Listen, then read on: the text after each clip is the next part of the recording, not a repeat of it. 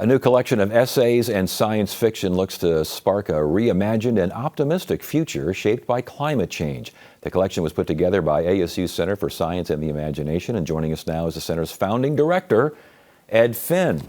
Well, congratulations on the book. Thank you so much, and thanks for having me. You betcha. So this is an international group of writers. What were they charged to do?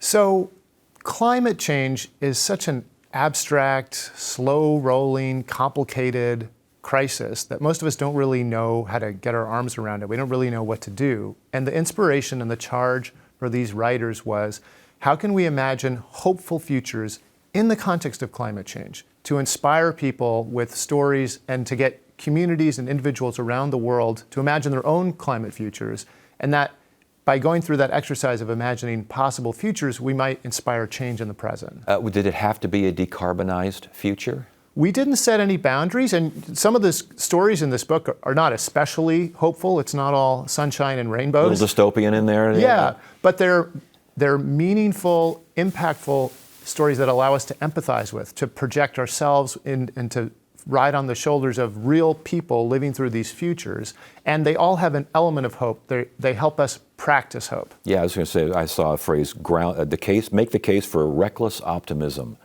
That sounds pretty interesting. Yeah, and I think that's a really wonderful opening essay for the collection. And I think that we need that because most of the stories we tell about climate, and if you ask young people about climate change, there's a lot of anxiety, even despair.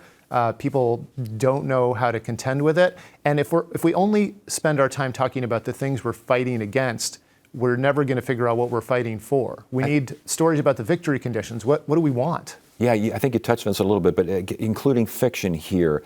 Why include science fiction as opposed to research, as opposed to futuristic thinking and these sorts of things? So first, we can't think without feeling. They're connected. And science fiction stories, well-crafted stories of any kind, help us to feel the future and not just think about it. And so it's much more effective than a blueprint or even a kind of dry scenario that doesn't really have characters in it.